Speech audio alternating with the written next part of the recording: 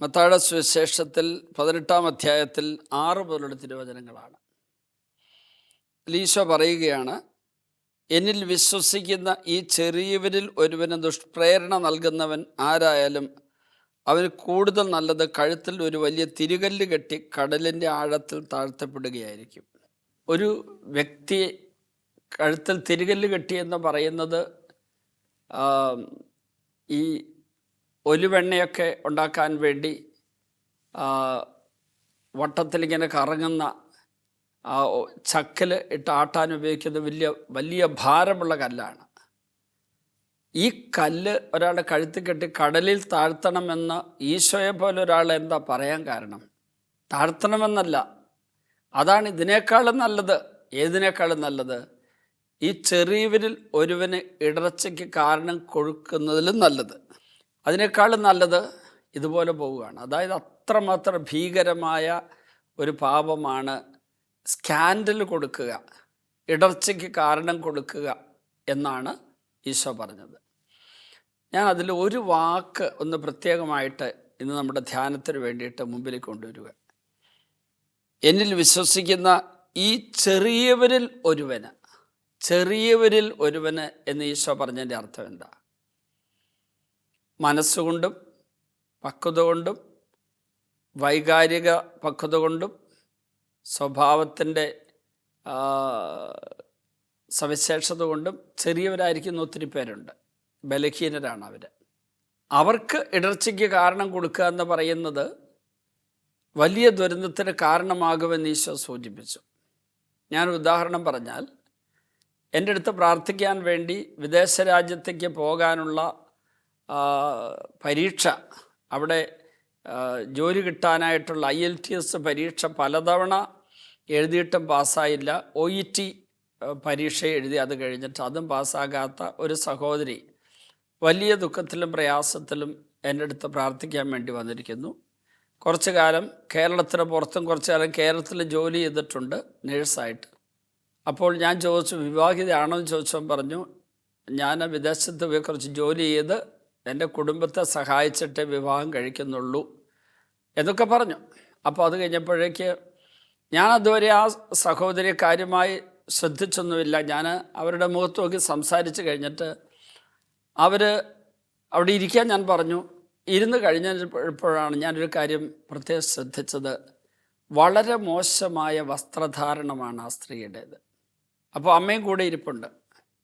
അമ്മ എടുത്ത വായിക്ക് എന്നോട്, അമ്മ ഇത് പറഞ്ഞു കഴിഞ്ഞപ്പോഴാണ് ഞാൻ ശ്രദ്ധിച്ചത് കേട്ടോ. അമ്മ എന്നോട് പറഞ്ഞു, അച്ഛാ, എൻ്റെ ഈ മകൾക്ക് വിദേശത്തേക്ക് പോകാനായിട്ടുള്ള തടസ്സമായിട്ട് നിൽക്കുന്നത് അവളുടെ ജീവിതക്രമങ്ങളിൽ ഈശോയ്ക്ക് ഇഷ്ടമില്ലാത്തതുകൊണ്ടാണെന്ന് എനിക്ക് ഉറപ്പുണ്ടെന്ന് പറഞ്ഞു. ഉടനെ ഈ മകൾ പൊട്ടിത്തെറിച്ച് പറഞ്ഞു, ഞാൻ എന്താ ചെയ്തതെന്ന് ചോദിച്ചു. എൻ്റെ ഈ വസ്ത്രധാരണം തന്നെ. അപ്പോഴാണ് ഞാൻ ശ്രദ്ധിച്ചത്, വളരെയേറെ മോശമായ രീതിയിലുള്ള ഒരു വസ്ത്രധാരണം, മറയ്ക്കേണ്ട ശരീരഭാഗം മറയ്ക്കാതെയുള്ള ഒരു വസ്ത്രധാരണ ശൈലിയാണ് ഈ മകൾക്കുള്ളത്.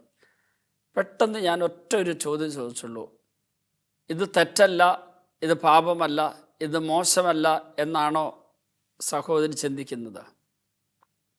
പെട്ടെന്ന് അവൾ കുറച്ചേരം ഇങ്ങനെ മിണ്ടാതിരുന്നിട്ട് എന്നോട് ചോദിച്ചു, എൻ്റെ ഈ മനോഹരമായ ശരീരം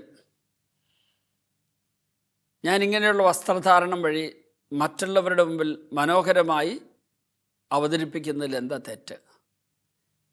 നിങ്ങളൊക്കെ അല്ലേ ധ്യാനിപ്പിക്കുന്നത് ശരീരം ദൈവത്തിൻ്റെ ആലയമാണെന്ന്. ദൈവത്തിൻ്റെ ആലയത്തെ മനോഹരമാക്കണ്ടേ? അപ്പം ഞാൻ പറഞ്ഞു, മനോഹരമായി സൂക്ഷിക്കുക എന്ന് പറയുന്നതും അടക്കക്കുറവായ വസ്ത്രധാരണത്തിൽ അതിനെ പ്രദർശിപ്പിക്കുക എന്ന് പറയുന്നത് രണ്ടും രണ്ടാണ്. ഇത് എക്സിബിഷനിസം എന്ന് പറയുന്ന ഒരു മാനസികാവസ്ഥയും കൂടിയാണത്.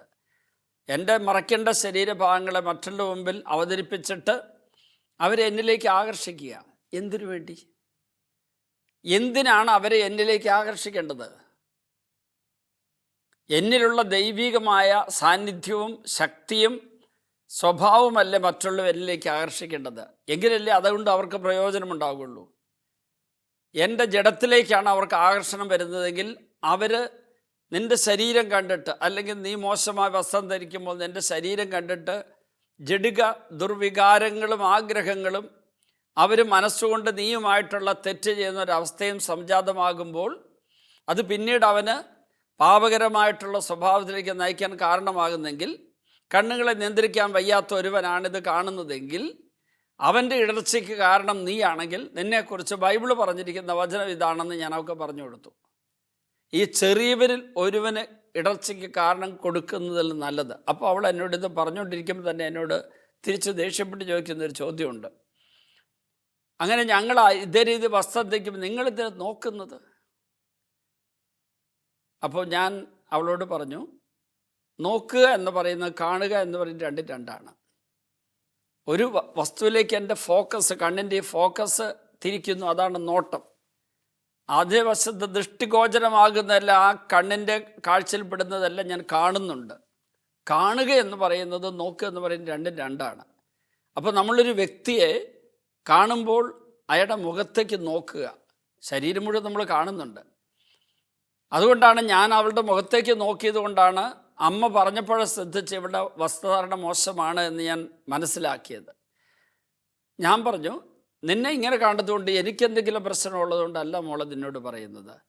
ഇക്കാര്യത്തിൽ ചെറിയവരായിട്ടുള്ളവരുണ്ട്. എന്നിട്ട് ഞാൻ ഈ വചനം പറഞ്ഞു. മത്തായിയുടെ സുവിശേഷം ത്തിൽ കൃത്യമായിട്ട് പറഞ്ഞിരിക്കുന്നു, 18-ാം അധ്യായത്തിൻ്റെ 6-ാം വചനത്തിൽ, ഈ ചെറിയവരിൽ ഒരുവന് ദുഷ്പ്രേരണ നൽകുന്നതിനേക്കാൾ നല്ലത് കഴുത്ത് തിരികല്ല് കെട്ടി ആഴക്കട താഴ്ത്തപ്പെടുകയാണ്. ചെറിയവരാരാണ്? ഒരു സ്ത്രീയെ കണ്ടാൽ മോശമായ വികാരങ്ങൾ, ആഗ്രഹങ്ങൾ, അഭിലാഷങ്ങൾ ഉണ്ടാകുന്നു, ജഡിക ദുർവിചാരങ്ങൾ ഉണ്ടാകുന്ന അവർ അങ്ങനെ വൈകാരിക പക്വതയില്ലാത്ത ഈ വ്യക്തികളെക്കുറിച്ച് ഈശോ പറഞ്ഞ് ചെറിയവരെന്ന്. അല്ലാണ്ട് വലുപ്പത്തിൽ ചെറിയൊരു അല്ല, വലുപ്പമില്ലാത്ത ആളെന്നല്ല. ഈ വൈകാരികതയിൽ, ഈ ഇന്ദ്രിയങ്ങളെ നിയന്ത്രിക്കുന്ന കാര്യത്തിൽ, ആത്മീയ അഭിഷേകത്തിന് വേണ്ടത് സ്വീകരിക്കുന്ന കാര്യത്തിലൊക്കെ കുഴപ്പങ്ങളുള്ളവരുണ്ട്, ചെറിയവരായിട്ടുള്ളവരുണ്ട്. അവർക്ക് ഇടർച്ചയ്ക്ക് കാരണം കൊടുക്കുന്ന നീയാണോ? നീ അതിന് ഉത്തരവാദിയായിരിക്കും. അത് കഴിഞ്ഞിട്ട് ഞാൻ പറഞ്ഞു, നീ ഈ ആഴ്ചത്തെ ധ്യാനം ഇവിടെ കൂട്, അടുത്ത ഞായറാഴ്ച ഉള്ള ധ്യാനം ഇവിടെ കൂട്, എന്നിട്ട് തമ്പുരാൻ്റെ വചനം കേൾക്ക്. അപ്പോൾ തമ്പുരാൻ്റെ വചനം പെറ്റ ആഴ്ചയിൽ ആ മകൾ കേട്ടപ്പോൾ ഇവിടെ വചനം പ്രസംഗിച്ചിരുന്ന ഒരു സഹോദരി പ്രസംഗിച്ച എന്നോട് പറഞ്ഞത്, അന്ന് എന്നോട് പറഞ്ഞ ആരാന്ന്, പക്ഷെ ഇപ്പം ഞാൻ ഓർക്കുന്നില്ല പേര്. ഒരു സഹോദരിയുടെ പ്രസംഗത്തിൽ ശരീരത്തെ മാനം മര്യാദയായിട്ട് സൂക്ഷിക്കുന്ന കാര്യത്തിൽ, ശരീരം ദൈവത്തിൻ്റെ ആലയമാണെന്നുള്ള കാര്യത്തിൽ ആ മകൾ കുറേ സാക്ഷ്യങ്ങൾ പറഞ്ഞു, അനുഭവങ്ങൾ പറഞ്ഞു. മോശമായ വസ്ത്രധാരണം ഉണ്ടായിരുന്ന ഒരു സമയത്തുണ്ടായിരുന്ന ഒരു കുഴപ്പം ഇപ്പം അതിന് വിപരീതമായ അവസ്ഥയിലുണ്ടാകുന്ന കുഴപ്പമൊക്കെ വിപരീതമായ സാഹചര്യത്തിലുള്ള നന്മകളൊക്കെ പറഞ്ഞപ്പോൾ ഈ മകൾക്ക് അതിനെക്കുറിച്ചൊരു ബോധ്യമുണ്ടായി. അത് കഴിഞ്ഞതിന് ശേഷം വസ്ത്രധാരണ ശൈലിയെല്ലാം മാറ്റി. അതിനുമുമ്പ് ഈ സ്ത്രീ എന്നും ധരിച്ചു വച്ചിരുന്നത് പുരുഷന്മാരെ കണ്ട് ആസ്വദിക്കാൻ വേണ്ടിയാണ് ദൈവം എനിക്ക് സൗന്ദര്യം തന്നിരിക്കുന്നത്. ഇത് ഇന്ന് വ്യാപകമായിക്കൊണ്ടിരിക്കുന്ന ഒരു ചിന്താഗതിയാണ്. അങ്ങനെ നമ്മുടെ ശരീരം പ്രദർശിപ്പിച്ച് അവരെ ആകർഷിച്ചാൽ അവർ ആസ്വദിക്കാൻ വിട്ടുകൊടുത്ത് എന്താ തെറ്റെന്ന് പരസ്യമായിട്ട് ചോദിക്കുന്നത് ഞാൻ കേട്ടിട്ടുണ്ട്. ടെലിവിഷനിൽ ഒരു സഹോദരി പരസ്യമായിട്ട് ഇങ്ങനെയുള്ള കാര്യങ്ങൾ സംസാരിക്കുന്ന മടിയില്ലാത്ത ഒരു കാലഘട്ടം കൂടിയാണിത്. ഏതായിരുന്നാലും ഈശോ പറയുന്നത് അത് മാരകമായ പാപമാണെന്നാണ്. അവർ മറ്റൊരു ഇടർച്ചയ്ക്ക് കാരണം കൊടുക്കുന്നത് നല്ലത് കഴുത്തിൽ തിരികല്ല് കെട്ടി ആഴക്കഴ താഴ്ത്തപ്പെടുകയാണ് നല്ലതെന്ന് പറയുമ്പോൾ അത്ര ഭീകരമാണ് ആ പാപമെന്നാണ് ഈശോ പറഞ്ഞത്. പ്രലോഭനങ്ങൾ നിമിത്തം ലോകത്തിന് ദുരിതം. പ്രലോഭനങ്ങൾ ഉണ്ടാകേണ്ടതാണ്, എന്നാൽ പ്രലോഭന ഹേതുവാകുന്നവന് ദുരിതം. പ്രലോഭന ഹേതുവാകുന്നതിന് ദുരിതം മാത്രമല്ല, ആ സഹോദരി അന്ന് ആ ധ്യാനം കൂടിക്കഴിഞ്ഞ് മാനസാന്തരപ്പെട്ട് കഴിഞ്ഞ് ഈ 1-2 വചനങ്ങളിൽ ചങ്കിൽ തറച്ചതുപോലെ കയറുന്നാണ് പറഞ്ഞത്. ഞാനത് ആരാധനയുടെ അവസരത്തിൽ ഈ വചനം പറഞ്ഞിരുന്നു.